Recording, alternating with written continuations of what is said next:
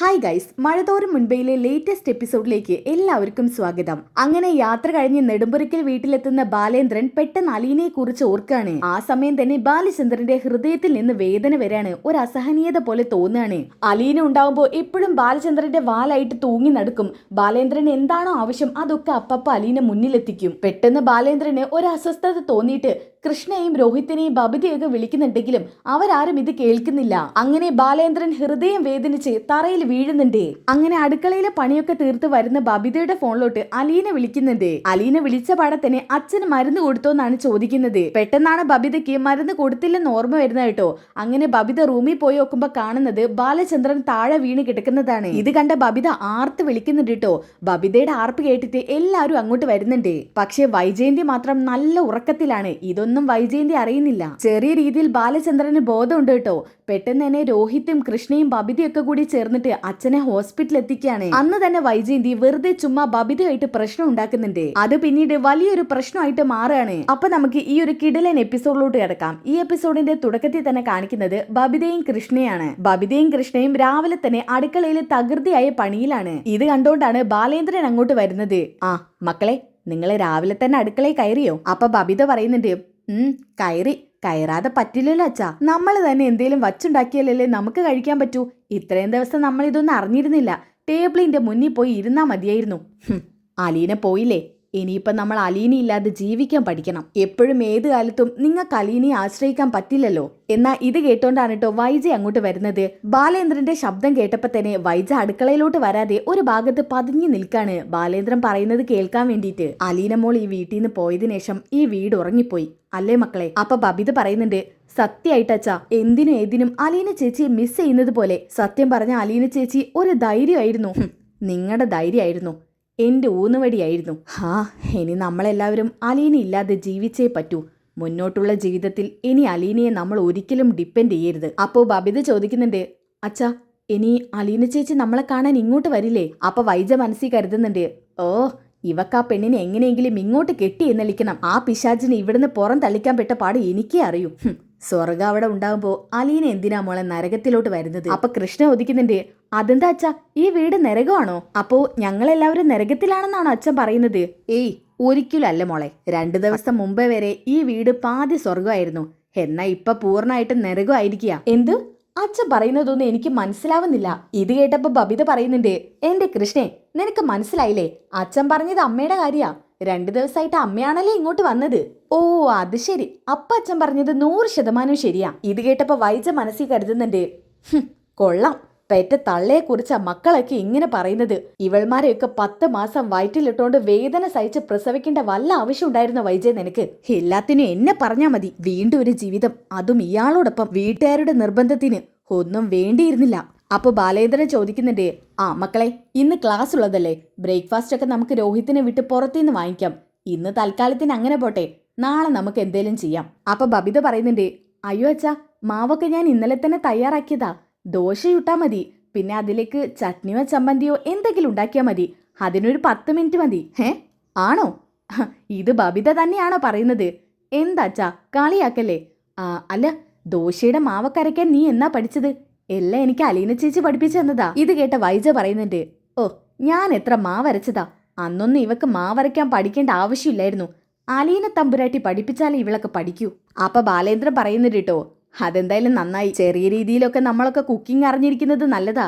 എവിടെങ്കിലും ഒറ്റപ്പെട്ടു പോയാൽ പിടിച്ചു നിൽക്കണ്ടേ? ഇടയ്ക്കൊക്കെ ഈ ടിപ്സ് കൃഷ്ണമോൾക്കും പറഞ്ഞു കൊടുക്കണം. അത് ഞാൻ ശരിയാക്കിക്കോളാച്ചാ. പിന്നെ ഇങ്ങനെ ബ്രേക്ക്ഫാസ്റ്റ് ഉണ്ടാക്കാൻ നിന്നിട്ടേ ക്ലാസ്സിൽ കയറാൻ ലേറ്റ് ആവരുത്. കൃത്യസമയത്തിന് എന്നെ ക്ലാസ്സിലെത്തിക്കോളണം. ക്ലാസ്സിൽ കൃത്യമായിട്ട് ചെന്നില്ലെങ്കിൽ എനിക്കല്ലേ വിളി വരിക. നേരെ അലീനയ്ക്കായിരിക്കും. അലീനയാണല്ലോ നിങ്ങളുടെ ലോക്കൽ ഗാർഡിയൻ.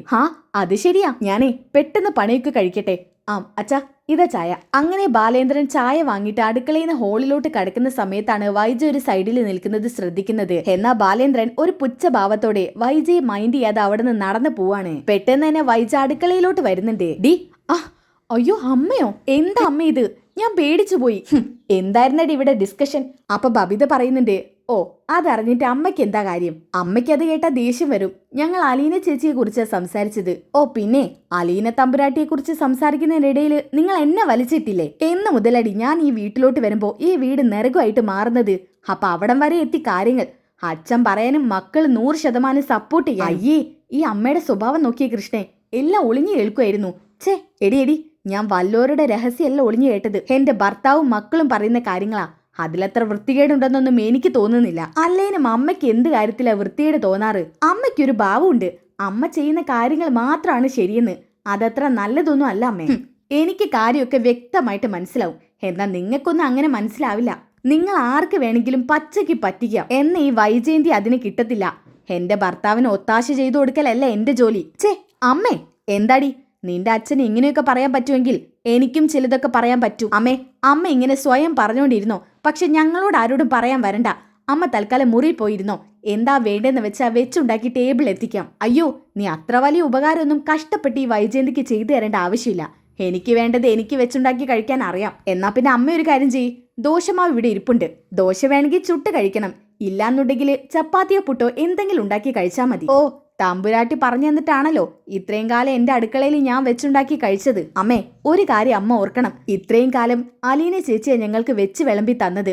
ക്ലാസ്സിന് ഞങ്ങൾ ഒരു കുറവും വരുത്താതെ പറഞ്ഞയച്ചത്. അമ്മയെ കൊണ്ട് ഇതിനൊന്നും പറ്റത്തില്ലല്ലോ. അതിന്നും അന്നും എപ്പോഴും. ജാനകി ചേച്ചി ഇവിടെ ജോലിക്ക് വന്നിട്ടില്ലായിരുന്നോ ഞങ്ങളുടെ കാര്യമൊക്കെ സ്മൂത്ത് ആയി പോയിക്കൊണ്ടിരുന്നത്? അല്ലേനെ അമ്മ നമുക്ക് വേണ്ടി എന്താ ചെയ്തു തന്നിട്ടുള്ളത്? അല്ലേ കൃഷ്ണേ? അത് ശരിയാ. ബബിതേച്ച് പറയുന്നതിലൂടെ ഞാൻ 100% യോജിക്കുന്നു. അമ്മ നമുക്ക് വേണ്ടിയിട്ട് ഒന്നും ഉണ്ടാക്കി തന്നതായിട്ട് എന്റെ ഓർമ്മയിലില്ല. നിങ്ങൾക്കൊക്കെ ഓർമ്മ വെക്കുന്നത് വരെ ഈ വൈജയന്തി തന്നെയാണ് ഭക്ഷണമൊക്കെ ഉണ്ടാക്കി തന്നത് ആയിരിക്കാം. പക്ഷെ ഓർമ്മ വെച്ച കാലം മുതൽ അമ്മ ഞങ്ങൾക്കൊന്നും ഉണ്ടാക്കി തന്നിട്ടില്ലെന്നാ പറഞ്ഞത്. എടി കൃഷ്ണേ, നിന്റെ വാ മാത്രമേ പൊങ്ങത്തുള്ളായിരുന്നല്ലോ. ഇവള് ഞാൻ പറയുന്നത് മാത്രമേ കേൾക്കത്തുള്ളായിരുന്നു. ഇപ്പൊ എന്തു പറ്റി ഇവക്ക്? അമ്മേ, അന്നൊക്കെ ഈ ബബിത അമ്മ പറയുന്നതാ സത്യന്ന് കരുതി. പക്ഷെ അമ്മ ചെയ്തത് ഓരോ ദിവസം കൂടുന്തോറും ഓരോ കാര്യങ്ങൾ വഷളാക്കിക്കൊണ്ടിരിക്കുകയായിരുന്നു. അതീ ബബിത തിരിച്ചറിയാൻ കുറച്ച് സമയം എടുത്തു. എന്നാൽ നേരെ തിരിച്ച് അലീന ചേച്ചി ചെയ്തത് ഓരോ പ്രശ്നവും സോൾവ് ചെയ്യാൻ നോക്കുമായിരുന്നു. എടി, നിന്നോടൊന്നും സംസാരിച്ചിട്ട് കാര്യമില്ല. എല്ലാം ഞാൻ പതിയെ ശരിയാക്കി എടുത്തോളാം. ഇപ്പൊ നിങ്ങൾക്ക് അലീന വലിയ സംഭവമായിരിക്കും.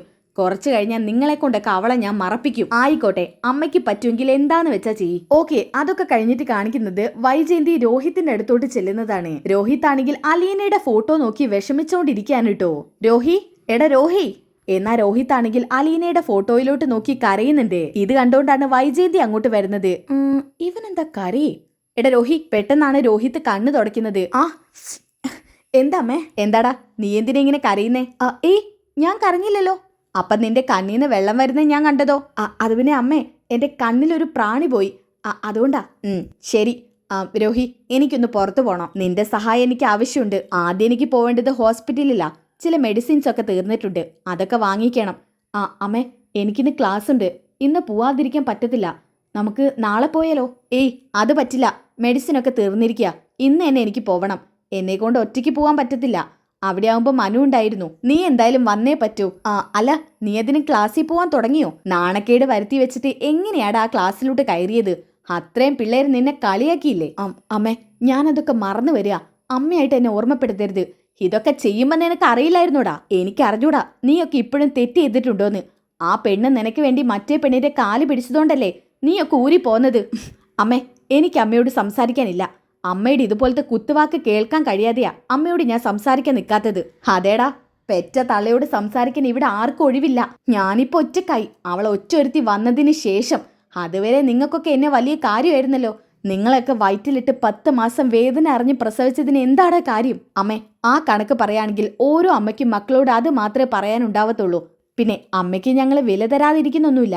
അമ്മയായിട്ടാ വില നഷ്ടപ്പെടുത്തുന്നത്.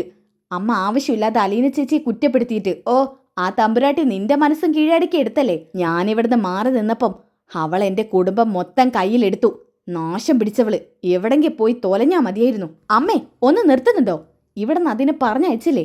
എവിടെങ്കിൽ പോയി അത് രക്ഷപ്പെട്ടോട്ടെ എന്നല്ലേ പറയേണ്ടത്? അതിന് പകരം ആ പാവ എവിടെങ്കിൽ പോയിട്ട് നശിക്കട്ടെന്ന്. അമ്മ എന്തൊരു സ്ത്രീ അമ്മേ. ഒന്നുമില്ലെങ്കിലും അലീന ചേച്ചിയുടെ അവസ്ഥ അമ്മയ്ക്കാണെങ്കിലോ വന്നത്. ഒന്ന് ആലോചിച്ച് നോക്ക്. അവളെപ്പോലെ കുടുംബം കളിക്കാൻ ഞാൻ വേറെ വീട്ടിൽ കയറി ചെല്ലില്ല. നിർത്തമ്മേ, ഞാൻ അമ്മയെ നമിച്ചിരിക്കുന്നു. ഇനി എനിക്ക് അമ്മയോട് സംസാരിക്കാൻ ഒന്നുമില്ല. ഇന്ന് എനിക്ക് എന്തായാലും ക്ലാസ്സിൽ പോകണം. അത് കഴിഞ്ഞിട്ടേ അമ്മയുടെ ഹോസ്പിറ്റലിൽ പോക്കൊക്കെ നടക്കൂ. പിന്നെ അച്ഛനിവിടെ ഒഴിഞ്ഞിരിക്കുന്നുണ്ടല്ലോ, അച്ഛനോട് ചെന്ന് പറ. അപ്പം നിന്നെ കൊണ്ടൊന്നും പറ്റില്ല. നിനക്കൊക്കെ അറിയാം നിന്റെ അച്ഛനുമായിട്ട് ഞാൻ അത്ര നല്ല യോഗ്യത്തിലല്ലെന്ന്. എന്നിട്ട് നീ അച്ഛൻ്റെ അടുത്തേക്ക് തള്ളിവിടുന്നത് എന്തിനാടാ? അമ്മേ, ഞാനൊരു കാര്യം ചെയ്യാം. പെട്ടെന്ന് തന്നെ കോളേജിൽ പോയിട്ട് ഉച്ച കഴിഞ്ഞിട്ട് വരാം. അങ്ങനെയാണെന്നുണ്ടെങ്കിൽ നമുക്ക് അപ്പം പോവാം. ആരെങ്കിലും ഒന്ന് താങ്ങി തന്നല്ലേ പറ്റൂ. ഉച്ച കഴിഞ്ഞാണെങ്കിൽ ഉച്ച കഴിഞ്ഞ്. അല്ല, ആ വണ്ടി ആരാടാ കഴുകിയിട്ടത്? ഇവിടെ ഏതെങ്കിലും സെർവൻസ് ഉണ്ടോ? ഇല്ല. പിന്നെ ആരാ കഴുകിയത്? ഞാനാ കഴുകിയത്. അച്ഛൻ അലീന ചേച്ചിയെ കൊണ്ടാക്കി വന്നതിന് ശേഷം കാർ നല്ല അഴുക്കായിരുന്നു. അപ്പോ ഇന്ന് രാവിലെ അതങ്ങ് വൃത്തിയാക്കാന്ന് കരുതി.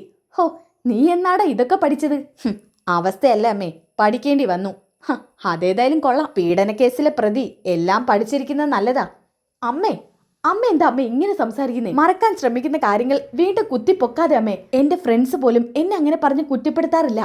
പുറത്തൂടെ പോകുമ്പോ ഒരാൾ എന്നെ അങ്ങനെ നോക്കാറില്ല. അമ്മയാണ്, എന്റെ പെറ്റ അമ്മയാണ് എന്നെ കളിയാക്കുന്നത്. ഓ, നീ അതൊക്കെ വിട്. എന്നെ അതേ പിടിച്ച് തൂങ്ങണ്ട. ഉച്ച കഴിഞ്ഞ് പെട്ടെന്ന് വാ.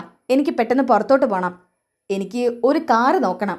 കാറോ? ആ, കാറ്. നീ എന്താ കാറെന്ന് കേട്ടിട്ടില്ലേ? എനിക്ക് യാത്ര ചെയ്യാൻ ഒരു വാഹനം വേണം. അമ്മേ, കാർ എടുത്ത് അമ്മ പുറത്തോട്ട് പോവണ്ട. ഇപ്പൊ തന്നെ ഒരു ആക്സിഡന്റ് കഴിഞ്ഞതല്ലേ ഉള്ളൂ. ആണോ? ആ ബോധം എന്റെ മക്കൾക്കുണ്ടല്ലോ. പക്ഷേ ഞാനതൊന്നും കാണുന്നില്ലല്ലോ. എനിക്ക് എന്തായാലും കാർ എടുത്തേ പറ്റൂ. അമ്മേ, അമ്മയ്ക്ക് ഇപ്പൊ അത്യാവശ്യമായിട്ട് കാറിന്റെ ആവശ്യമുണ്ടെങ്കിൽ നമ്മുടെ ഷോറൂമിലുണ്ടല്ലോ. പിന്നെ ഒരു കാർ ഷോപ്പിലിട്ടിരിക്കുക. അത് വേണമെങ്കിൽ എടുത്തോണ്ട് വരാം. അത് എന്റെ കാറല്ലല്ലോ. എനിക്ക് ഒരുത്തന്റെ ഔദാരി ആവശ്യമില്ല. ബാലേന്ദ്രന്റെ കാർ എന്നും ബാലേന്ദ്രൻ്റെതാ. ഞാൻ എന്റെ പൈസയ്ക്ക് കാറ് മേടിക്കും. എന്റെ കയ്യിൽ അത്യാവശ്യം പൈസയൊക്കെ ഉണ്ട്. അമ്മേ, ചുമ്മാ എന്തിനാ കാശ് കളയുന്നത്? ഇതാവുമ്പോ നിർത്തറ. എനിക്കേ എന്റെ കാശ് കൊണ്ട് വാങ്ങിയ കാറ് മതി. തൽക്കാലം ഒരു സെക്കൻഡ് ഹാൻഡാ നോക്കുന്നത്. അതൊന്ന് ഓടിച്ച് ശരിയാവട്ടെ. അത് കഴിഞ്ഞിട്ട് നല്ലൊരെണ്ണം വാങ്ങിക്കാം. ആ, അമ്മ എന്താന്ന് വെച്ചാ ചെയ്യ്. ഞാനിപ്പോ കോളേജിൽ പോവാ. ശരി. പിന്നെ പോയിട്ട് പെട്ടെന്ന് വരണം. വരാമ്മേ. ഒന്നിനിപ്പോ എന്നെ ഒരു വിലയില്ല. എല്ലാത്തിനും എന്നോട് പുച്ഛ ഭാവാ. എല്ലാം ഞാൻ ശരിയാക്കി കൊടുക്കുന്നുണ്ട്. ഓക്കെ, ഇനി അതൊക്കെ കഴിഞ്ഞിട്ട് കാണിക്കുന്നത് രാത്രിയാണ്. ഫുഡ് കഴിക്കാൻ വേണ്ടി ബബിത അച്ഛനെയും അമ്മയൊക്കെ വിളിക്കുന്നുണ്ട് കേട്ടോ. അച്ഛാ, അച്ഛാ. ആ, ദേ വരുന്നു മോളെ. നല്ല വിശപ്പുണ്ട്. എന്താ ഉണ്ടാക്കിയത്? അത് പിന്നെ അങ്ങനെ പ്രത്യേകിച്ചൊന്നുമില്ല അച്ഛാ. അലീന ചേച്ചി ഉണ്ടാകുമ്പോൾ കുറേ ഐറ്റംസ് ഉണ്ടാക്കുമായിരുന്നു. ഇന്നിപ്പോൾ എന്നെ കൊണ്ട് 1-2 ഐറ്റം മാത്രം ഉണ്ടാക്കാൻ പറ്റുള്ളൂ. ഇന്നിപ്പോൾ ഇങ്ങനെ പോട്ടെ, നാളെ നമുക്ക് ശരിയാക്കാം. ആഹാ, ഇത് തന്നെ ധാരാളം. ഒരു കറിയും തോരനും ഉണ്ടെങ്കിൽ ചോറ് ഉഷാറായിട്ട് കഴിക്കാം. അലീന ഉണ്ടാവുമ്പോൾ ഞാൻ പറയും ഇത്ര ഐറ്റംസ് ഒന്നും ഉണ്ടാക്കണ്ടെന്ന്. എന്നാലും അവള് കേൾക്കത്തില്ലല്ലോ. അച്ഛാ, ഈ കാര്യത്തിലൊക്കെ അച്ഛൻ അലീന ചേച്ചിയെ മിസ് ചെയ്യുന്നുണ്ടാവുമല്ലേ? ഹേയ്, ഒരിക്കലും ഇല്ല. ഓരോ കാര്യത്തിന് അവളിങ്ങനെ മിസ് ചെയ്യാൻ നിന്നാലേ അത് ശരിയാവത്തില്ല. അങ്ങനെ അത്ര പെട്ടെന്ന് അലീന ചേച്ചി അച്ഛന് മറക്കാൻ പറ്റുമോ? അലീന ചേച്ചി അച്ഛന്റെ പുന്നാര മോളല്ലായിരുന്നോ? എന്നാ ഇതൊക്കെ കേട്ടിട്ട് വൈജിക്ക് ദേഷ്യം വരുന്നുണ്ട് കേട്ടോ. പിന്നെ അയാളെ മോളല്ല, അയാളുടെ സെറ്റപ്പാണെന്ന് വേണമെങ്കിൽ പറയാം. തന്തയ്ക്ക് വേണ്ടാത്തരത്തിന് കൂട്ടുന്ന കൊടുക്കുന്ന മക്കള്. അല്ല, കൃഷ്ണയും രോഹി എവിടെ? അവരെ വിളിക്കാച്ചാ. കൃഷ്ണ, കൃഷ്ണ, രോഹിട്ടാ. ആ, ദേ വരുന്നു. ബബി അച്ഛനെ വിളിച്ചപ്പോ തന്നെ ഞാൻ റൂമിൽ നിന്ന് പോന്നതാ. അപ്പൊ എനിക്കൊരു കോള് വന്നു വെച്ചാ. അപ്പോഴാണ് കൃഷ്ണമോൾ അങ്ങോട്ട് വരുന്നത്. ബബിതേച്ചി, ഇന്നെന്താ സ്പെഷ്യൽ? എടി, അങ്ങനെ സ്പെഷ്യലൊന്നുമില്ല. പിന്നെ നിനക്കിന്ന് എക്സാം ആയതുകൊണ്ട് എന്നെ സഹായിക്കാൻ പറ്റിയില്ലല്ലോ. ഒരു കറിയും തോരനും ഉണ്ടാക്കി. ഹാ, അത് തന്നെ ധാരാളം അല്ലേ അച്ഛാ? പിന്നെ അല്ല എടി ബബി, നിനക്ക് എന്തേലും ആവശ്യമുണ്ടെങ്കിൽ എന്നെ വിളിച്ചോളാൻ ഞാൻ പറഞ്ഞില്ലായിരുന്നോ? അത് പിന്നെ രോഹിയേട്ടൻ എക്സാം ഒക്കെ അല്ലേ, അതുകൊണ്ടാ വിളിക്കാതിരുന്നത്. ഏയ്, ഞാൻ ചുമ്മാ ഫോണിൽ നോക്കി ഇരിക്കുമായിരുന്നു. നിനക്ക് എന്നെ ഒന്ന് വിളിക്കായിരുന്നു. അമ്പടാ, നീ ഫോണിൽ നോക്കി ഇരുന്നിട്ടാണോ ഇവരെ ഒന്ന് സഹായിക്കാത്തത്? അത് പിന്നെ അച്ഛാ, ഞാൻ അതൊക്കെ പോട്ടെ. നീ എക്സാമിന് പഠിക്കുന്നൊന്നുമില്ലേ? നീ പഠിക്കുകയാണെന്ന് കരുതിയാ ഈ പാവങ്ങൾ നിന്നെ ജോലിക്ക് വിളിക്കാത്തത്? അയ്യോ അച്ഛാ, ഞാൻ പഠിക്കുമായിരുന്നു. ഇപ്പൊ ഒരു അരമണിക്കൂറായിട്ട് കുറച്ചു നേരം ഫോണ് കണ്ടു. അതെ, പഠിപ്പിൽ ഉഴപ്പൊന്നും കാണിക്കരുത്. അലീന എത്രത്തോളം കഷ്ടപ്പെട്ടിട്ടാ നിന്നെ വീണ്ടും അവിടെ കയറ്റിയതെന്ന് നിനക്കറിയാലോ. അതെനിക്കറിയാച്ചാ. അതുകൊണ്ട് തന്നെ ഞാൻ പഴയതിനേക്കാളും നന്നായിട്ട് പഠിക്കുന്നുണ്ട്. അങ്ങനെ വേണം. അലീന ചോദിക്കുമ്പോൾ ഒരു മറുപടി നിനക്ക് എപ്പോഴും ഉണ്ടായിരിക്കണം. അതുണ്ടാവും അച്ഛാ. എനിക്കറിയാം, ഞാൻ ഇത്രയും വലിയ തെറ്റ് ചെയ്തിട്ടും എന്റെ ചേച്ചി എത്ര കഷ്ടപ്പെട്ടിട്ടാ എന്നെ വീണ്ടും അവിടെ കൊണ്ടാക്കിയതെന്ന്. ഇത് കേട്ടപ്പോൾ വൈജിക്ക് ദേഷ്യം വരുന്നുണ്ട് കേട്ടോ. ഓ, അലീന തമ്പുരാട്ടിയെ കുറിച്ച് മൊഴിയാത്ത സമയമില്ല. എല്ലാവർക്കും ആ കുലീനയെ മതി. നാശം പിടിച്ചവള് എന്നിങ്ങോട്ട് കയറി വന്നോ അന്നെന്റെ തലവേദന തുടങ്ങിയതാ. അല്ലെങ്കിൽ ഞാൻ എന്തിനാ ഒളിഞ്ഞു മറിഞ്ഞു ഇവിടെ ഇങ്ങനെ നിൽക്കുന്നത്? എനിക്ക് നേരിട്ട് അങ്ങോട്ട് കയറി ചെന്നൂടെ? ബാലേന്ദ്രന്റെ മുന്നിൽ ഞാൻ തെറ്റൊന്നും ചെയ്തിട്ടില്ല. ബാലേന്ദ്രൻ എന്റെ മുന്നിലാ തെറ്റ് ചെയ്തത്. എവിടുന്നോ വലിഞ്ഞേറി വന്ന പെണ്ണിന് പ്രയോറിറ്റി കൊടുത്തു. അത് ഞാനല്ലല്ലോ ചെയ്തത്, ബാലേന്ദ്രനല്ലേ. അപ്പൊ പിന്നെ ഞാൻ തല കുനിച്ച് മാറിയിക്കേണ്ട ആവശ്യമൊന്നുമില്ല. ഇതും പറഞ്ഞോണ്ട് വൈജയന്തി അങ്ങോട്ട് കയറി ചെല്ലാണ്. എടി ബബി, ഇവിടെ എല്ലാവരും കഴിക്കാനിരിക്കുന്നുണ്ടല്ലോ. എന്തിനാ എന്നെ മാത്രം ഒഴിവാക്കിയത്? അത് പിന്നെ അമ്മേ, ഞങ്ങളുടെ കൂടെ അമ്മ കഴിക്കില്ലെന്ന് കരുതി. അതെന്താ കഴിക്കാതിരിക്കാൻ? ഞാൻ നിങ്ങളെയും കൂടി പിടിച്ച് വിഴുങ്ങോ? അമ്മേ, ചുമ്മാ പ്രശ്നം ഉണ്ടാക്കരുത്. അമ്മ ഇങ്ങോട്ടിരിക്കെ, ഞാൻ വിളമ്പിത്തരാം. ഓ, എനിക്ക് നിന്റെ ഔദാര്യത്തിന്റെ ആവശ്യമൊന്നുമില്ല. ഇത് കേട്ടപ്പോ ബാലേന്ദ്ര പറയുന്നുണ്ട്, ബബി ഇതൊക്കെ വെച്ചുണ്ടാക്കിയില്ലേ? നിനക്ക് വിശക്കുന്നില്ലേ? എടുത്ത് കഴിക്ക്. വേണ്ടവരെടുത്ത് കഴിച്ചോളും. അഹങ്കാരം തലയ്ക്ക് മൂത്താലേ പട്ടിണി പിടിച്ച് ചാവത്തേ ഉള്ളൂ. ഇത് കേട്ടപ്പോ വൈജ ബബിതയോട് പറയുന്നുണ്ട്, ബബി, ചില ആളുകളുടെ വിചാരമുണ്ട് അവരുടെ ചെലവിനാണ് മറ്റുള്ളവരിവിടെ നിൽക്കുന്നതെന്ന്. എന്നാ ആ ബോധം വേണ്ട. ഇന്നൊരൊറ്റ ദിവസം, അത് കഴിഞ്ഞാൽ നാളെ മുതൽ ഞാൻ എൻ്റെ ചെലവിൽ കാര്യങ്ങളൊക്കെ നോക്കിക്കോളാം. അമ്മേ, അമ്മ അതിനെന്തിനാ ഇവിടെ ചെലവെടുത്തുന്നത്? ഇവിടെ സാധനങ്ങളൊക്കെ ഇല്ലേ?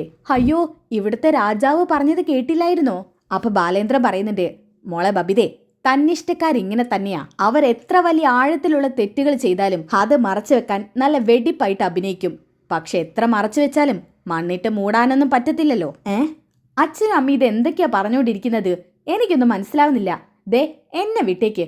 നിങ്ങൾക്ക് വല്ലതും പറയാനുണ്ടെങ്കിലേ നേരിട്ട് തന്നെ പറഞ്ഞോ. അപ്പൊ രോഹിത് പറയുന്നുണ്ട്, അതെ, അലീന ചേച്ചിയായിരുന്നു അമ്മയുടെ പ്രശ്നം. അലീന ചേച്ചി ഇവിടുന്ന് പോയല്ലോ. ഇനിയും അമ്മ ആ പാവത്തിന്റെ പേര് പറഞ്ഞ് വെറുതെ ഇങ്ങനെ പ്രശ്നം ഉണ്ടാക്കരുത്. ഓ പാവം, അവള് പാവല്ല, പിശാജ. എന്റെ ജീവിതം പിച്ച് ചീന്തി കുട്ടിച്ചോറാക്കാൻ വേണ്ടി വന്ന പിശാജ്. അവളുടെ മുഖം തന്നെ കണ്ട ലക്ഷണം കെട്ട പിശാജിന്റെ രൂപം. അപ്പൊ രോഹിത് പറയുന്നുണ്ട്, അയ്യോ, അത് പറഞ്ഞപ്പോഴാ കൃഷ്ണേ, നീ ശ്രദ്ധിച്ചിരുന്നോ? അലീന ചേച്ചിക്ക് എവിടേക്കോ അമ്മയുടെ കട്ടില്ലേ? ആ സമയത്ത് കൃഷ്ണ അച്ഛന്റെ മുഖത്തോട്ട് നോക്കുന്നുണ്ട് കേട്ടോ. അച്ഛനാണെന്നുണ്ടെങ്കിൽ ഒരു ചെറിയ പുച്ഛഭാവത്തോടെ ഇരിക്കുന്നുണ്ട്. അത് മാത്രമല്ലമ്മേ, ചിലപ്പോ എനിക്ക് കൃഷ്ണയുടെ ഏതൊക്കെയോ സൈഡ് ഉണ്ടെന്ന് തോന്നിയിട്ടുണ്ട്. ഈ താടിയലിന്റെ ഭാഗമൊക്കെ ബബിതയുടെ പോലെ തോന്നും. എന്തിനു പറയണച്ചാ, എനിക്ക് സ്വയം കണ്ണാടി നോക്കുമ്പോഴേ ചിലപ്പോ എന്നെ പോലെ തന്നെ തോന്നാറുണ്ട്. ഇത് കേട്ടപ്പോ ബാലചന്ദ്രൻ അട്ടഹസിച്ച് ചിരിക്കുന്നുണ്ട് കേട്ടോ. അപ്പൊ വൈജയന്തി മറുപടി കൊടുക്കുന്നുണ്ട് കേട്ടോ, ചിരിക്കാൻ മാത്രമൊന്നുമില്ല. ദാ, നീ പറഞ്ഞുകൊണ്ട് വരുന്ന കണ്ടാല് ഞാനാണ് അവളെ പ്രസവിച്ചെന്ന് തോന്നുമല്ലോ. ആ അതെ അമ്മേ, എനിക്ക് ചിലപ്പോ തോന്നിയിട്ടുണ്ട്. പിന്നെ ആലോചിക്കും, അങ്ങനെയൊന്നും അല്ലല്ലോ സത്യമെന്ന്. സ്വന്തം ചേച്ചിയെ പോലെ കണ്ടപ്പോഴേ കൂടപ്പിറപ്പാണെന്ന് തോന്നിയമ്മേ. നിർത്ത. ഇനി നീ ഒരു അക്ഷരം ഇതിനെക്കുറിച്ച് സംസാരിച്ചാ ഈ വൈജയന്തി ഇങ്ങനെയല്ലേ പ്രതികരിക്കുക. ഇനി ആരെങ്കിലും ആ ഡേഷ് മോളുടെ പേര് ഇവിടെ പറഞ്ഞു കഴിഞ്ഞാ ആദ്യം വൈജയന്തി പ്രശ്നമാക്കൂ. അപ്പൊ ബാലേന്ദ്രൻ പറയുന്നുണ്ട്, ഓരോ അവതാരങ്ങൾ സമയമാവുമ്പോ കെട്ടിയിറങ്ങിക്കോളും. ഇതെന്റെ വീടാണ്. എന്റെ വീട്ടിൽ ഗുണ്ടായിസവും വൃത്തിയിട്ട നാവുകൊണ്ടുള്ള സംസാരവും വേണ്ട. ആ പുഴുവരച്ച് വൃത്തിയായിട്ട് നാവുകൊണ്ടുള്ള സംസാരം കേൾക്കാൻ ആ വീട്ടിൽ താമസിക്കുന്ന മറ്റു ചിലർക്ക് ബുദ്ധിമുട്ടുണ്ടാകുന്നുള്ള കാര്യം കൂടി ഓർത്താ നല്ലത്. ഇതും പറഞ്ഞുകൊണ്ട് പാതി ഭക്ഷണം കഴിച്ചിട്ട് ബാലേന്ദ്രൻ അവിടെ നിന്ന് എഴുന്നേറ്റ് പോവാണ്. ഇത് കണ്ട ബബിത പറയുന്നുണ്ട്, അച്ഛാ, മുഴുവൻ കഴിച്ചിട്ട് പോവാച്ചാ. എനിക്ക് വേണ്ട, വയറ് നിറഞ്ഞു. കൊടുക്ക്, നിങ്ങൾക്കൊരു ഗാർഡിയൻ വന്നിട്ടുണ്ടല്ലോ, അവക്ക് തന്നെ കൊടുക്ക്. എന്റേതും കൂടി അവള് കഴിക്കട്ടെ. എന്നാ ബാലേന്ദ്രന്റെ വിചിത്രമായ പെരുമാറ്റം കണ്ടിട്ട് വൈജയന്തിക്ക് വല്ലാതങ്ങ് വിഷമാവാണ്. അമ്മേ, അമ്മ കഴിക്കുന്നില്ലേ? ഇനി എനിക്കെന്തിനാടി? ഇവിടെ ചിലർക്ക് പകുതി നിറഞ്ഞു കാണുമെങ്കിലേ എനിക്ക് മുഴുവനായിട്ടങ്ങ് നിറഞ്ഞു. മതി അമ്മേ, മെഡിസിനൊക്കെ കഴിക്കാനുള്ളതല്ലേ, ഭക്ഷണം കഴിച്ചിട്ട് പോ. എല്ലാവർക്കും വേണ്ടി ഉണ്ടാക്കിയതല്ലേ, നീ അങ്ങ് പുഴുങ്ങി തിന്നടി. ഇല്ലെങ്കിൽ നിന്റെ അലീനയ്ക്ക് പാക്ക് ചെയ്തങ്ങ് കൊടുത്തേക്ക്. ഇതും പറഞ്ഞ് വൈജ ദേഷ്യം പിടിച്ച് അവിടുന്ന് പോവാണ്. ഷോ, ഈ അമ്മ. അപ്പൊ രോഹിത് പറയുന്നുണ്ട്, എടി ബബി, അത് വിട്. അമ്മയുടെ സ്വഭാവം നിനക്ക് അറിഞ്ഞൂടെ? വിശക്കുമ്പോ രാത്രി വന്ന് എടുത്ത് കഴിച്ചോളൂ. നീ വേണമെങ്കിൽ നിനക്ക് കഴിക്കാൻ നോക്ക്. ആ എനിക്ക് വേണം, എനിക്ക് നന്നായിട്ട് വിശക്കുന്നുണ്ട്. കഴിക്കാത്തവരൊന്നും കഴിക്കണ്ട. മനുഷ്യൻ കഷ്ടപ്പെട്ട് കോളേജിൽ നിന്ന് വന്ന് ഉണ്ടാക്കുന്നതാ, അതിനൊരു വിലയില്ലല്ലോ. ഇതും പറഞ്ഞുകൊണ്ട് ഫുഡ് കഴിക്കാനിട്ടോ ബബിത. ഓക്കെ, ഇനി അതൊക്കെ കഴിഞ്ഞിട്ട് കാണിക്കുന്നത് കൃഷ്ണമോള് പഠിക്കുന്നുണ്ട്. ബബിതയാണെങ്കിൽ അടുക്കളയിൽ പാത്രമൊക്കെ കഴുകി വെച്ച് കഴിഞ്ഞിട്ട് ലൈറ്റ് ഓഫ് ചെയ്ത് ഹാളിലോട്ട് വരുന്നതാണ് കേട്ടോ. ആ സമയത്താണ് ബബിതയുടെ ഫോൺ റിങ് ചെയ്യുന്നത്. അത് മറ്റാരുമല്ല, നമ്മുടെ അലീനയാണ്. അങ്ങനെ അലീനയുടെ ഫോൺ കണ്ടിട്ട് ബബിത പെട്ടെന്ന് തന്നെ ഫോൺ എടുക്കുന്നുണ്ട്. ഹലോ ചേച്ചി. ആ ബബിത മോളെ, ഉറങ്ങിയോ? ഏയ്, ഉറങ്ങിയിട്ടില്ല, കുറച്ച് പണിയുണ്ടായിരുന്നു. അതൊക്കെ തീർത്ത് സുഖനിദ്രയിൽ ഉറങ്ങാൻ പോകുന്ന സമയാ. അല്ല, എന്തിനാ എന്റെ ഉറക്കം കെടുത്താൻ വിളിച്ചേ? ഓ, തമ്പുരാട്ടിയുടെ സുഖനിദ്രയിലുള്ള ഉറക്ക് തടസ്സപ്പെടുത്തിയതിൽ ക്ഷമ ചോദിക്കുന്നു. ഓ, ക്ഷമിക്കാൻ ഇപ്പം മനസ്സില്ല. അല്ല, ചേച്ചിക്ക് അവിടെ എന്താ പണി? അടുക്കളപ്പണിയാണോ? അധികം ജോലിയുണ്ടോ? ഏയ്, എനിക്കൊരു ജോലിയില്ല. ചുമ്മാ ഇവിടെ ഇങ്ങനെ ഇരുന്നാ മതി. അല്ല, അപ്പൊ പിന്നെ എന്തിനാ അച്ഛൻ അവിടെ കൊണ്ടാക്കിയത്? ജോലിയൊന്നും ഇല്ലെങ്കിൽ പിന്നെ ചുമ്മാ അവിടെ 3 നേരം ഭക്ഷണം കഴിച്ചിരുന്നാ മതിയോ? അയ്യോ, 3 നേരമില്ല, 6-7 നേരം ഭക്ഷണം കഴിച്ചിരുന്നാ മതി. 6 നേരം ഭക്ഷണം കഴിക്കലോ? അതെ. അയ്യോ, അപ്പൊ ഇതൊക്കെ എവിടെ പോകുന്നു? അത് അല്ല ചേച്ചി, ഞാനൊരു കാര്യം ചോദിക്കട്ടെ. ചേച്ചിക്ക് ഇത്രയധികം പ്രയോറിറ്റി അവിടെ തരാൻ മാത്രം ചേച്ചി അവരുടെ ആരാ? ബബിതേ, അതൊന്നും എനിക്ക് അറിഞ്ഞൂടാ. അച്ഛൻ ശരിയാക്കി തന്നതല്ലേ, കൂടുതലൊന്നും ഞാൻ ചോദിച്ചില്ല. എന്തായാലും ഇത്രമാത്രം അറിഞ്ഞോ, എനിക്ക് സുഖമാണ്. ഞങ്ങൾക്ക് അത് കേട്ടാ മതി. ആ മോളെ, കൃഷ്ണമോൾ ഉറങ്ങിയോ? അവൾ ഉറങ്ങിക്കാണും. രോഹിയോ?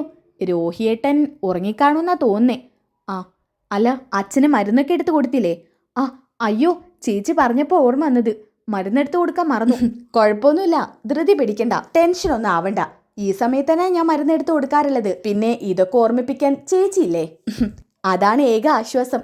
സത്യം പറഞ്ഞ ചേച്ചി പോയ പിന്നെ ഈ വീട്ടിലെ കളിയും ചിരിയും ഒക്കെ അവസാനിച്ചു. ഈ വീടൊരു മൂകതയിലാ. അതൊക്കെ വഴിയെ ശരിയായിക്കോളും. പഴയ വീടായിട്ട് തിരിച്ചു കിട്ടും. ഏയ്, പഴയ വീട് വേണ്ട. അയ്യേ, എന്തിനാ അത്? ചേച്ചി ഉള്ളപ്പോഴാ കളിയും ചിരിയും രസവും ഹരവും ഒക്കെ ഉണ്ടായിരുന്നത്. ഇനിയിപ്പൊ പറഞ്ഞിട്ട് കാര്യമൊന്നുമില്ലല്ലോ. ചേച്ചിക്ക് അവിടെ ലക്ഷറി ലൈഫ് അല്ലേ, ഞങ്ങളല്ലേ ഇവിടെ കിടന്ന്. എന്താ ബബിത ഇത്? അല്ലേ ചേച്ചി, ഞങ്ങൾക്ക് അങ്ങോട്ട് വരാൻ പറ്റുമോ? അതിനെന്താ, എപ്പോ? അത് പിന്നെ ബബിതേ, ഇവിടെ ഞാനല്ലാതെ വേറെയും കുറെ പേരുണ്ടല്ലോ, അവരുടെ ഇഷ്ടം കൂടി നമ്മൾ നോക്കണ്ടേ? ഓ, അപ്പോ അങ്ങോട്ട് വരാൻ പറ്റില്ലെന്നാണ് ചേച്ചി പറഞ്ഞുകൊണ്ട് വരുന്നത്. അതൊക്കെ നമുക്ക് വഴിയെ ശരിയാക്കാം. എന്നാ ശരി, ഗുഡ് നൈറ്റ്. പോയി കിടന്ന് ഉറങ്ങട്ടെ. അച്ഛന് മരുന്ന് എടുത്തു കൊടുക്കണം, അത് കഴിഞ്ഞിട്ട് ഉറങ്ങണം. നാളെ നേരത്തെ എഴുന്നേൽക്കേണ്ടതാ. ശരി മോളെ. അങ്ങനെ ഫോൺ കട്ട് ചെയ്യുന്നുണ്ട് കേട്ടോ. പെട്ടെന്നാണ് ബബിതയുടെ മറ്റൊരു കൂട്ടുകാരി വിളിക്കുന്നത്. അങ്ങനെ ബബിത ഫോൺ എടുത്ത് ആ കൂട്ടുകാരിയോട് സംസാരിക്കുന്നുണ്ട്. പിന്നീട് കാണിക്കുന്നത് ബാലേന്ദ്രന്റെ മുറിയാണ്. ബാലേന്ദ്രനാണെങ്കിൽ ഫോണിൽ അലീനയുടെ ഒരു ഫോട്ടോ നോക്കിയിട്ട് ഇങ്ങനെ വിഷമിച്ചോണ്ട് നിൽക്കാണ്. ഇത് കണ്ടോണ്ടാണ് വൈജ ആ റൂമിന്റെ ഡോർ തുറക്കുന്നത്. പെട്ടെന്ന് തന്നെ ബാലേന്ദ്ര പിന്നിലോട്ട് തിരിഞ്ഞു നോക്കുമ്പോ വൈജയാണ് കേട്ടോ. ഇത് കണ്ട വൈജയ്ക്ക് നല്ല ദേഷ്യം വരുന്നുണ്ട്. ഭാര്യ എല്ലാം മറന്ന് തിരികെ വന്നിട്ടും ഇപ്പോഴും അവളെ കുറിച്ച് ആലോചിച്ച സമയം തള്ളി നീക്കുന്നല്ലേ. ഇത് കേട്ട ബാലേന്ദ്രന് ദേഷ്യം വരുന്നുണ്ട് കേട്ടോ. ആണെങ്കിൽ നിനക്കെന്താ കുഴപ്പം? നഷ്ടം വല്ലതും ഉണ്ടോ? ഇനി എന്ത് നഷ്ടപ്പെടാനാ? എല്ലാം നഷ്ടപ്പെട്ട ഒരു സ്ത്രീയാ ഞാൻ. ഇനി എനിക്കൊന്നും നഷ്ടപ്പെടാനില്ല ബാലേന്ദ്ര. ഓഹോ, കൊള്ളാം. അല്ല, ഇതൊക്കെ നഷ്ടപ്പെടുത്തിയത് ആരാണാവോ? അതും കൂടെ ഒന്ന് ഓർത്താൻ നല്ലതായിരുന്നു. എന്തിനാ ഓർക്കുന്നത്? ഞാൻ മറക്കാൻ ആഗ്രഹിക്കുന്ന കാര്യങ്ങളത്. ആയിക്കോട്ടെ, പിന്നെ എന്തിനാണാവോ ആ ഡോറ് തുറന്ന് ഇങ്ങോട്ട് വന്നത്? എനിക്ക് ബാലേന്ദ്രനോട് കുറച്ച് സംസാരിക്കാനുണ്ട്. അതിന് എനിക്ക് താങ്കളോട് സംസാരിക്കാൻ ഒട്ടും താല്പര്യമില്ലല്ലോ. ബാലേന്ദ്രൻ സംസാരിക്കാൻ താല്പര്യമില്ലെങ്കിലും എനിക്കുണ്ട്. ചിലതൊക്കെ പറഞ്ഞില്ലെങ്കിൽ അതെന്റെ ഉള്ളിൽ കിടന്ന് നീറി പുകയും. ആയിക്കോട്ടെ, പക്ഷെ ആ പറയാനുള്ളത് ഞാൻ എന്തിനറിയണം? 21 വർഷം കൂടെ ജീവിച്ചിട്ടും ഭർത്താവിനെ മനസ്സിലാക്കാൻ കഴിയാത്ത ഭാര്യ നീ. ഭർത്താവിനെ അവിഹിത കണ്ണോണ്ട് കാണുന്ന ഭാര്യ. അതിനനുസരിച്ച് കാരണം ഉണ്ടായിരുന്നു. പിന്നെ എന്തിനു വേണ്ടിയായിരുന്നു അലീന എന്ന് പറയുന്നവളെ ഞാൻ വെറുത്തിട്ടും നിങ്ങൾ ഇവിടെ തന്നെ പിടിച്ചു നിർത്തിയത്? അതിനുള്ളത്തരം നിങ്ങൾക്ക് തരാൻ പറ്റുന്നില്ലല്ലോ. പറ്റില്ലടി, എനിക്ക് സൗകര്യമില്ല. അവൾ എനിക്ക് എൻ്റെ മൂത്ത മകളെ പോലെയാ. അതുകൊണ്ട് ഞാൻ അവളെ ഇവിടെ നിർത്തും, വാത്സല്യം കൊടുക്കും. അതൊന്നും കണ്ട് സഹിക്കാൻ കഴിയുന്നില്ലെങ്കിലേ ഇറങ്ങിപ്പോയിക്കോണം. പോയല്ലോ ഞാൻ. പിന്നെ എന്തിനാ തിരികെ വന്നത്? ഞങ്ങളുടെയൊക്കെ നാശം കാണാനോ? ഞാനും എൻ്റെ മക്കളും എങ്ങനെയെങ്കിലും ജീവിച്ച് പൊയ്ക്കോളും. അതിൻ്റെ ഇടയ്ക്ക് വയ്യാവേലിയായിട്ട് വൈജ വന്ന നിങ്ങളൊക്കെ എന്നെ എന്ത് ചെയ്യും? ബാലേന്ദ്രൻ മാത്രം ഉണ്ടാക്കി വിട്ടതല്ല എൻ്റെ 3 മക്കളെ. ഞാൻ നൊന്ത് കഷ്ടപ്പെട്ട് പ്രസവിച്ചതാ എൻ്റെ മക്കളെ. ഹോ, എന്ത് ഫ്രഷ് ഡയലോഗ് വൈജേ. നിനക്കൊരു ധാരണയുണ്ട് മക്കളെ നൊന്ത് പ്രസവിച്ചു കഴിഞ്ഞാൽ അവരെ വിരലിലിട്ട് കറക്കാന്ന്. എടീ, മക്കളെ പ്രസവിച്ചാൽ മാത്രം പോരാ, ആ കുഞ്ഞിന് ഒരു കുറവും കൂടാതെ വളർത്താനും കൂടി പഠിക്കണടി ബാലേന്ദ്ര. അപ്പൊ പിന്നെ ഞാൻ എൻ്റെ മക്കളെ നോക്കിയിട്ടില്ലെന്നാണോ ബാലേന്ദ്ര പറയുന്നത്? വൈജേ, നിനക്കിപ്പോൾ എൻ്റെ മുറിയിൽ നിന്ന് പോകുന്നതാ നല്ലത്. ഇല്ലെങ്കിൽ ഞാൻ പലതും വിളിച്ച് പറയും. അപ്പോൾ നിങ്ങൾക്ക് എനിക്ക് പറയാനുള്ളത് കേൾക്കണ്ടതല്ലേ പറഞ്ഞത്? ഇത് കേട്ടപ്പോൾ വൈജയുടെ ഈഗോ കൂടുതലായിട്ട് അങ്ങ് കൂടുകയാണ്. വൈജയാണെങ്കിൽ പറയാൻ വന്ന കാര്യങ്ങളൊന്നും പറയാതെ അവിടെ നിന്ന് ഇറങ്ങി പോവാണ്. ഡോറാണെങ്കിൽ ശക്തിയായിട്ട് അടിക്കുന്നുണ്ട്. അങ്ങനെ വൈജ ഇറങ്ങിപ്പോയ സമയത്ത് അലീനയെ കുറിച്ചൊക്കെ ബാലേന്ദ്രൻ ഇങ്ങനെ ഓർക്കുകയാണ്. പെറ്റ തള്ള വരെ സ്വന്തം കുഞ്ഞിനെ അടിച്ചിറക്കുന്നു. ആ പാവം, അതെല്ലാരോടും എന്ത് തെറ്റിയത്? പ്രത്യേകിച്ച് ഇവളോട്, മനസാക്ഷി ഇല്ലാത്തവളോട്. അവക്ക് അവിഹിതത്തിലുണ്ടായ കുഞ്ഞാണെന്ന് അറിഞ്ഞിട്ടും ഈ കൈ കൊണ്ട് പൊന്നുപോലെ ഞാൻ അവളെ നോക്കിയത്. അത്ര പോലും അവക്കില്ല. പിന്നെ അവൾ വന്നേക്കാം എന്നോട് സംസാരിക്കാൻ, കാര്യത്തിൽ ഒത്തുതീർപ്പുണ്ടാക്കാൻ. ഇതങ്ങനെ പെട്ടെന്ന് ഒത്തുതീർപ്പുണ്ടാക്കുന്നതല്ല. ബാലേന്ദ്രൻ അതങ്ങനെ ഒത്തുതീർക്കാൻ ആഗ്രഹിക്കുന്നില്ല. നീയുമായി ഇനി മുന്നോട്ട് പോവാൻ ഈ ബാലേന്ദ്രന് പൂർണ്ണമായിട്ടും വിയോജിപ്പുണ്ട്. ഇതും പറഞ്ഞുകൊണ്ട് ബാലേന്ദ്രൻ വീണ്ടും ഫോൺ ഓണാക്കുന്ന സമയത്ത് അലീനയുടെ ഫോട്ടോ കാണാനിട്ടോ. ആ ഫോട്ടോ കണ്ടുകൊണ്ട് ബാലേന്ദ്രൻ സ്വയം കരയുന്നുണ്ട്. ബാലേന്ദ്രൻ കുളത്തുപുഴ എസ്റ്റേറ്റിലാക്കി വരുന്ന സമയത്ത് അലീന കരഞ്ഞതൊക്കെ ഇങ്ങനെ ഓർക്കുകയാണ് കേട്ടോ. അത് മാത്രമല്ല, അലീന ഇങ്ങനെ പറഞ്ഞിരുന്നല്ലോ, അച്ഛൻ പലരുടെ അടുത്തും ഇതെൻ്റെ മോളാണെന്ന് പറയുമ്പോൾ എനിക്ക് എത്രത്തോളം സന്തോഷം ഉണ്ടായിട്ടുണ്ടെന്നറിയോ എന്ന് പറഞ്ഞ വാചകങ്ങളൊക്കെ ഇങ്ങനെ വീണ്ടും ഓർത്തോണ്ടിരിക്കുകയാണ് ബാലേന്ദ്രൻ. തൊട്ടിപ്പുറത്ത് കൃഷ്ണയെ കാണിക്കുന്നുണ്ട്. കൃഷ്ണയാണെങ്കിൽ എന്തൊക്കെയോ ആലോചിച്ച് ഇങ്ങനെ കരയാണ്. അതായത് അലീനയുമായിട്ടുള്ള പല സന്ദർഭങ്ങളും ഓർത്തോർത്ത് കരയുന്നുണ്ട്. തൊട്ടിപ്പുറത്ത് കാണിക്കുന്നത് രോഹിത്തിനെയാണ്. തൊട്ടിപ്പുറത്ത് രോഹിത് ആണെന്നുണ്ടെങ്കിൽ ഒരു ബുക്ക് മറച്ചു വെക്കുന്നുണ്ട്. അത് അലീനയുടെ ബുക്കാണ് കേട്ടോ. അലീന അറിയാതെ രോഹിത് എടുത്തു മാറ്റിയതാണ്. ആ ബുക്കില് അലീനയുടെ കുട്ടിക്കാലാണ് കേട്ടോ. അതായത് അനാഥാലയത്തിൽ നടന്നിട്ടുള്ള പല സംഭവങ്ങളും അതൊക്കെ ഓരോന്നായിട്ട് വായിച്ച് അലീനയുടെ വേദനകളും സന്തോഷങ്ങളും എല്ലാം വായിച്ചറിയാനിട്ട് രോഹിത് ഇടയ്ക്ക് രോഹിത്തിന്റെ കണ്ണ് നിറയുന്നുണ്ട്. പക്ഷേ ആ ബുക്കിൽ ഒരു രഹസ്യം ഒളിഞ്ഞിരിപ്പുണ്ട്. അത് മറ്റൊന്നുമല്ല, വൈജയന്തിയിലേക്ക് എത്തിക്കുന്ന ഒരു ക്ലൂ. ആ ബുക്കിന്റെ അവസാനമാണ് കേട്ടോ അത്. പക്ഷെ രോഹിത് അവസാനത്തേക്കൊന്നും എത്തിയിട്ടില്ല. അത് വായിച്ച് പകുതിയായിട്ടേ ഉള്ളൂ. ഓക്കെ, അതൊക്കെ കഴിഞ്ഞിട്ട് കാണിക്കുന്നത് വീണ്ടും ബാലേന്ദ്രനെയാണ്. ബാലേന്ദ്രൻ അലീനയെ കുറിച്ച് ആലോചിച്ച് ഒറ്റ നിൽപ്പ് തന്നെ നിൽക്കുകയാണ്. പെട്ടെന്ന് ബാലേന്ദ്രന് ഹൃദയത്തിൽ നിന്ന് എന്തോ ഒരു അസ്വസ്ഥത തോന്നുകയാണ്. അങ്ങനെ ബാലേന്ദ്രൻ കൈ കൊണ്ട് ഹൃദയം മുറുക്കി പിടിക്കുന്നുണ്ട്. അയ്യോ. അങ്ങനെ പെട്ടെന്ന് ബാലേന്ദ്രൻ തൊട്ടടുത്തുള്ള ഒരു ഗ്ലാസ്സിലോട്ട് വെള്ളം ഒഴിച്ച് കുടിക്കുകയാണ് കേട്ടോ. മോളെ ബബിതേ. അയ്യോ രോഹിതേ, കൃഷ്ണമോളെ. അയ്യോ, ആരും വരുന്നില്ലല്ലോ. പെട്ടെന്ന് തന്നെ ബാലേന്ദ്രൻ തറയിൽ വീഴുന്നുണ്ട്.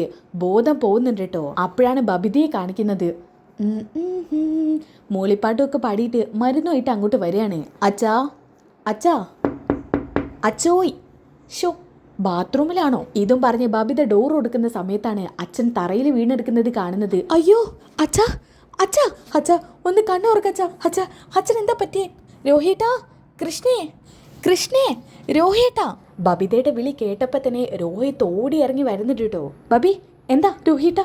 അച്ഛൻ. അയ്യോ അച്ഛാ എഴുന്നേക്കച്ചാ. അച്ഛാ, എന്താ പറ്റിയേ?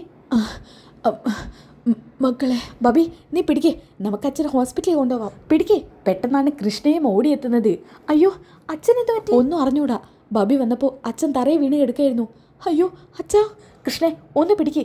അങ്ങനെ ബബിതയും കൃഷ്ണയും രോഹിത്തും കൂടി പിടിച്ചു കൊണ്ടുപോകുന്നുണ്ട് കേട്ടോ താഴേട്ട്. എന്നിട്ട് പതുക്കെ കാറിലോട്ട് കയറ്റി ഇരുത്തുന്നുണ്ട്. രോഹിത്ത് പെട്ടെന്ന് തന്നെ കാർ എടുക്കുന്നുണ്ട്.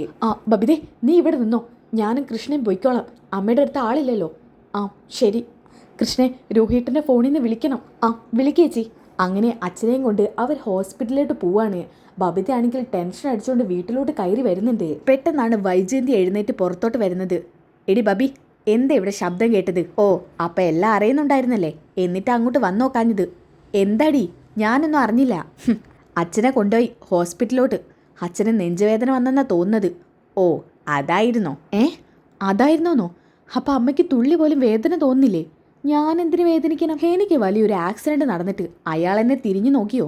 പിന്നെ അയാൾക്ക് അറ്റാക്ക് വന്നാൽ എനിക്ക് കുഴപ്പമൊന്നുമില്ല. അമ്മേ, ഇങ്ങനെ പറയാനും വേണം ഒരു തൊലിക്കെട്ടി. അമ്മ ഒരു സ്ത്രീയാണല്ലോ. എന്താടി, നിനക്ക് സംശയമുണ്ടോ? സ്ത്രീ അല്ലെങ്കിൽ പിന്നെ നിന്നെയൊന്നും പ്രസവിക്കാൻ പറ്റില്ലല്ലോ. അയ്യോ, ഞാനൊന്നും ചോദിച്ചിട്ടില്ല. അച്ഛന് വയ്യാതിരിക്കുക, എന്നെ കൂടെ ഒന്നും പറയിപ്പിക്കരുത്. ഇതും പറഞ്ഞ് ബബിത അവിടുന്ന് പോവാണ് കേട്ടോ. ആ സമയത്ത് വൈജ മനസ്സിൽ കരുതുന്നുണ്ട്. ബാലേന്ദ്രൻ എന്തു പറ്റി കാണും? ഒന്നും മനസ്സിലാവുന്നില്ലല്ലോ. ഞാനെത്തിന് അയാളെക്കുറിച്ച് ആലോചിച്ച് ടെൻഷൻ അടിക്കുന്നത്. എൻ്റെ വാക്ക് പോലും കേൾക്കാൻ കൂട്ടേക്കാത്ത മനുഷ്യനാ. ഇതും പറഞ്ഞുകൊണ്ട് കിടന്നുറങ്ങാൻ വേണ്ടി വീണ്ടും വൈജ റൂമിലോട്ട് പോവാണ്. പിന്നെ കാണിക്കുന്നത് എസ്റ്റേറ്റ് ആണ് കേട്ടോ. രാത്രി അലീനയാണെങ്കിൽ വീട്ടിൽ ചുറ്റും നടക്കുന്നുണ്ട് കേട്ടോ. പെട്ടെന്നാണ് നായകളൊക്കെ കൂടി ഒരു റൂമിൻ്റെ മുമ്പിലായിട്ട് കിടക്കുന്നത് കാണുന്നത്. ഇത് കണ്ടപ്പോൾ അലീന അവരോട് ചെന്ന് സംസാരിക്കാൻ കേട്ടോ. എടാ, എന്തിനാ നിങ്ങളെല്ലാവരും കൂടി കൂട്ടം കൂടി ഈ മുറിക്ക് മുന്നിലിരിക്കുന്നേ? ഇതിനകത്ത് വല്ല രഹസ്യമുണ്ടോ? അപ്പോഴാണെങ്കിൽ നായകളൊക്കെ ഇങ്ങനെ കുറയ്ക്കാൻ കേട്ടോ. ഇത് കണ്ടപ്പോൾ അലീനയ്ക്ക് എന്തൊക്കെയോ സംശയം തോന്നുകയാണ്. അങ്ങനെ അലീന മുറി തുറന്നു നോക്കുന്ന സമയത്ത് ഈ സ്റ്റാൻലി ആണെങ്കിൽ ഇരുന്ന് മദ്യപിക്കുകയാണ്. ഇത് കണ്ട പാടെ തന്നെ സ്റ്റാൻലി അലീനയെ കാണുന്നുണ്ട് കേട്ടോ. മോളോ? അപ്പം തന്നെ അലീന അവിടെ നിന്ന് പോവാണ്. പെട്ടെന്ന് മദ്യപിക്കുന്ന ഒഴിവാക്കിയിട്ട് സ്റ്റാൻലി അങ്ങോട്ട് വരുന്നുണ്ട്. മോളെ, പപ്പയ്ക്ക് കുറച്ച് വിഷമം തോന്നുമ്പോൾ ഇതുപോലൊക്കെ കുടിക്കും. അത് മോള് കാര്യമാക്കണ്ട കേട്ടോ. ഇങ്ങനെ കുടിച്ചാൽ ആളുകൾ ജീവനോടുണ്ടാവുമോ? എൻ്റെ കാര്യത്തിൽ വലിയ ഗ്യാരണ്ടി ഒന്നുമില്ല. ജീവിക്കുന്നത് പോലും എന്തിനോ ആണ്. അതെന്താ പപ്പ അങ്ങനെ? ഈ ശീലം മാറ്റിയെടുത്തൂടെ? അതങ്ങനെ പെട്ടെന്ന് മാറ്റാൻ പറ്റുന്നതല്ല മോളെ. ആ സമയത്താണ് കേട്ടോ സ്റ്റാൻലിക്ക് ഒരു കോള് വരുന്നത്. അത് മറ്റാരുമല്ല, നമ്മുടെ രോഹിത്താണ്. അച്ഛന് വയ്യാത്ത വിവരം വിളിച്ച് പറയാനാണ് വിളിച്ചത്. മോളെ, എനിക്കൊരു കോള് വരുന്നു, ഒരു മിനിറ്റ്.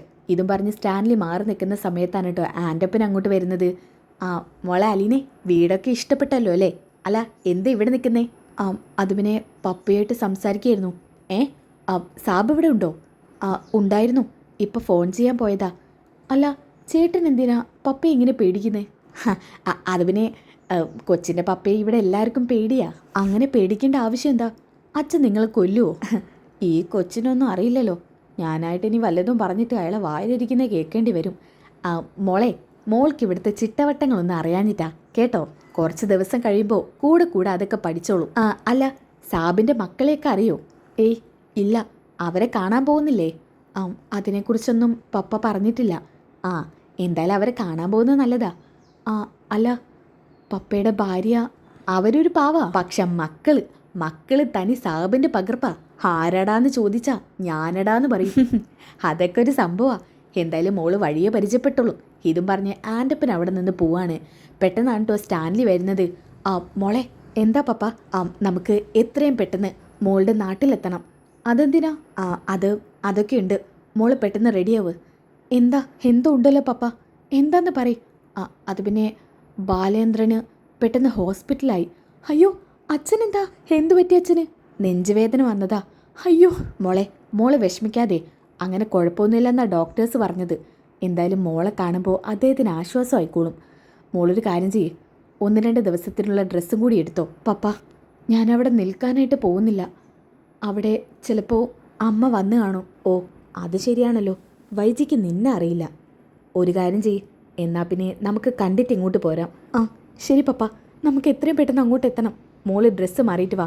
പപ്പ, എനിക്ക് ഡ്രസ്സൊന്നും മാറണ്ട, ഇങ്ങനെ തന്നെ പോയാൽ മതി. മോളെ, ഇങ്ങനെ പോകുന്നത് ശരിയില്ല പപ്പ, പ്ലീസ്.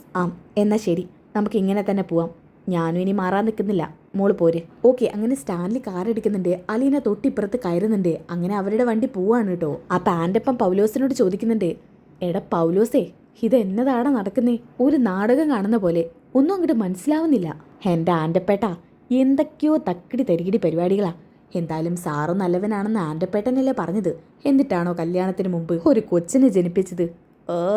എടാ, അത് കല്യാണത്തിന് മുമ്പല്ലേ, അല്ലാതെ സാബ് അത്രക്കാരനൊന്നുമല്ല. അപ്പോൾ ബൈജു അങ്ങോട്ട് വരുന്നുണ്ട് കേട്ടോ.